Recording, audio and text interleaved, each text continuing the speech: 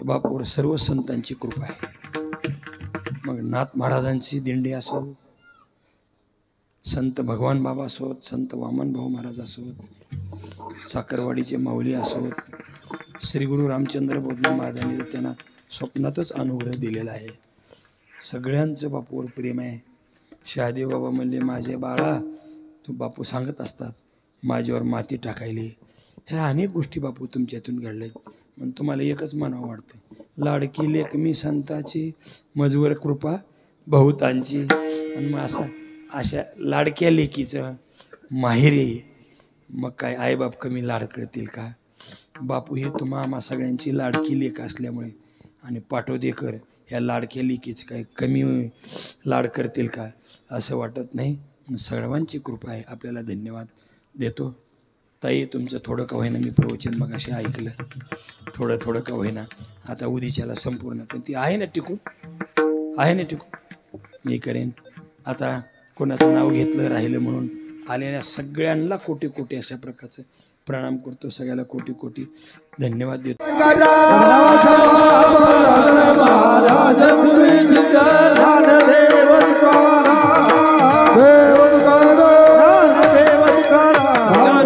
मस्तक हे पायावरी या वारकरी संतांच्या,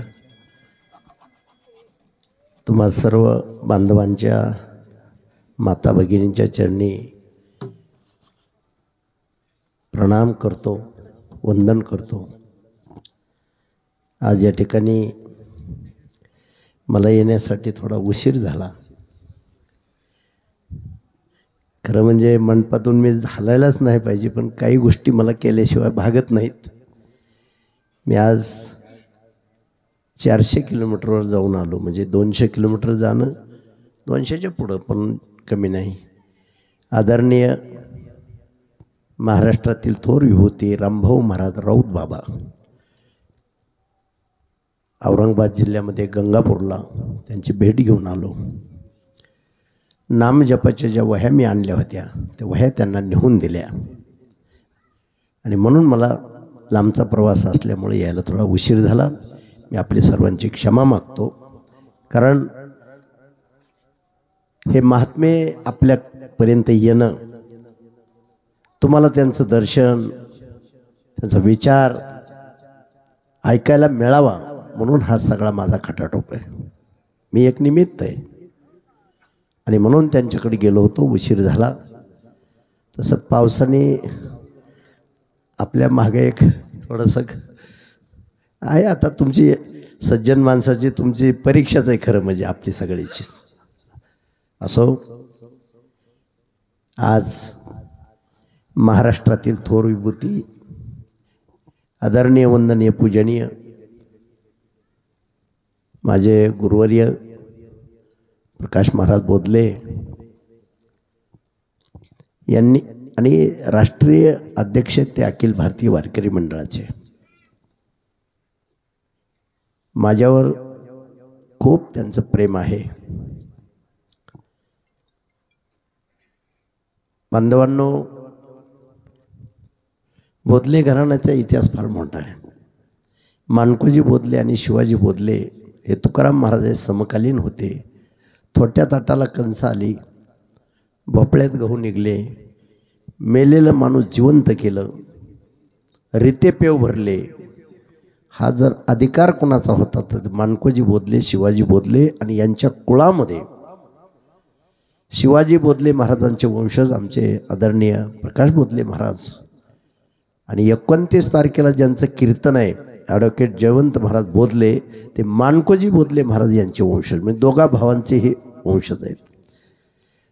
आणि बोधले घराण्याचा अधिकार एवढा मोठा होता, बार्शीच्या पुढे वैराग आणि वैरागच्या पुढे धामणगाव, तर त्यांना विठ्ठल रुक्मिणीची मूर्ती बसवायची होती. तेव्हा तुकाराम महाराजाला माणकोजी महाराजांनी बोलवलं आणि माणकोजी महाराजाच्या साक्षीने तुकाराम महाराजांनी कीर्तन केलेलं. मला जी माहिती मिळाली होती त्यानुसार बोललो. बरं झालं, स्पष्टीकरण झालं. स्वतः माणकोजी बोधलेंनी त्या ठिकाणी विठ्ठल रुक्माईची मूर्ती स्थापनेच्या वेळेस जगद्गुरु तुकोबरायला बोलवलं. केवढा मोठा अधिकार असेल या घराण्याचा. म्हणून मस्तक हे पायावरी या वारकरी संतांच्या. आणि याच घराण्यामध्ये रामचंद्र बोधले महाराज उर्फ आबा, ज्यांच्या मातीला वानर आले होते, अस्ती सावडून गेले. आणि आबांनी आपल्या पुतण्याला, खरं म्हणजे महाराज कोर्टातले वकील होण्यासाठी निघाले होते. मला वाटतं ॲडमिशन सुद्धा घेतलं होतं. कोर्टातले वकील व्हायला लागले होते. पण आबा म्हणले, अरे कोर्टातलं वकील होण्यापेक्षा देवाचं वकील व्हावं. आणि म्हणून महाराज आज महाराष्ट्रभर आम्ही तर रोज अनेक साधू संतांकडे जातोय, फिरतोय, पण मी भाग्यवान समजतो. बोधले घराण्याचा मला आशीर्वाद मिळाला. आणि इतकी नम्रता, give the respect and take the respect, प्रेम द्या प्रेम घ्या, इतकं प्रेम देणारं व्यक्तिमत्व, इतकी प्रेम देणारी विभूती महाराष्ट्रामध्ये मला तरी अजून दिसली नाही. ते आमचे प्रकाश बोधले महाराज आहेत. सर्वत्र प्रकाश टाकण्याचं काम करतात, ज्ञानाचा प्रकाश. वेळ नाही आपल्याला. सगळ्यात मोठा महाराष्ट्रात जर सप्ताह कुणी केला असेल एखाद्या महाराजांनी सध्याच्या काळात देहूमध्ये, तो फक्त प्रकाश बोधले महाराजांनी केला. मी त्यावेळेस साक्षीदार आहे. त्याचं 1.25 लाख लोक गाथा पारायणाला बसली होती. साधी गोष्ट नाही. मुंडे साहेब आणि आर आबा दोघांनी मिळून गाथा वाचला. महाराजांनी दोघाला बसवलं होतं, विरोधक असून सुद्धा. ही कला आहे त्यांच्याकडे, ही शक्ती आहे, ही ऊर्जा आहे. 1.25 लाख लोक पारायणाला बसणं साधी गोष्ट नाही.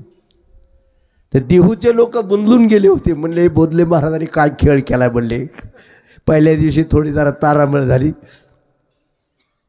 लाखो लोक यायची नसते, तो चुंगीची चुंगी. महाराज म्हणले सगळं व्यवस्थित होईल. दुसऱ्या दिवशीपासून सगळं व्यवस्थित झालं. महाराज सुद्धा आमचे काही काही पळून गेले तिथून. म्हणले प्रकाश महाराजांनी आता काय साधं नाही केलं, लोंडे माणसाचे येते. पण दुसऱ्या दिवसापासून ट्रकाने धान्य ठेवायला जागा नाही. हा अधिकार आहे, परीक्षा असते. असो, दिल्लीमध्ये सुद्धा सप्ताह रामलीला मैदानावर जर पहिला वारकरी संप्रदायात कुणी केला असेल ते माझ्या गुरूंनी बोधले महाराजांनी केला. आम्ही तिथंही होतो दिल्लीला त्यांच्यासोबत. आणि आळंदीमध्ये सुद्धा सगळ्यात मोठा सप्ताह,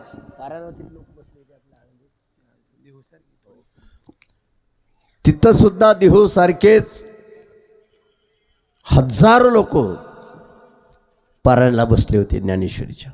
असो, या ठिकाणी महाराज माझ्या अगोदर येऊन बसले.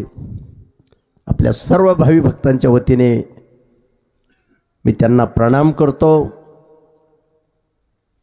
या ठिकाणी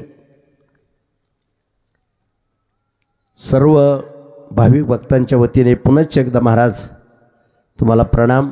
आज निळोबरायचा अभंग्यातला बांधवांनो, चेअरमन मुंडे साहेब,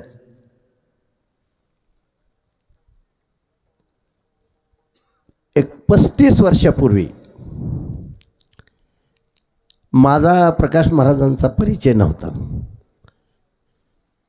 सहज आमचे भगवान दादा मोहोळकर म्हणले, बापू तुमचा महाराजाचा परिचय. हे आळंदीला शिकायला होते. महाराजापेक्षा मी 4 वर्षांनी मोठा आहे तसा. आणि त्यांचं कीर्तन होतं. म्हणले तुम्ही त्यांचं कीर्तन कधी ऐकलं का? म्हणलं नाही. पाचंगरीला गेलो गाडी घेऊन.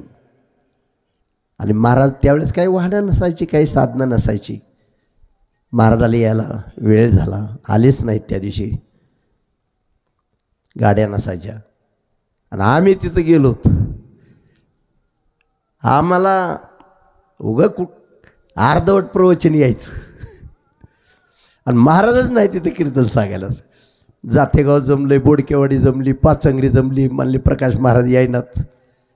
म्हणजे आता काय करायचं. अंकुशराव मुंडे नवीन नेते झाले होते त्या गावाचे, पुढारी म्हणायचे ह्यांना. ते उठले, माझंच नाव पुकारलं.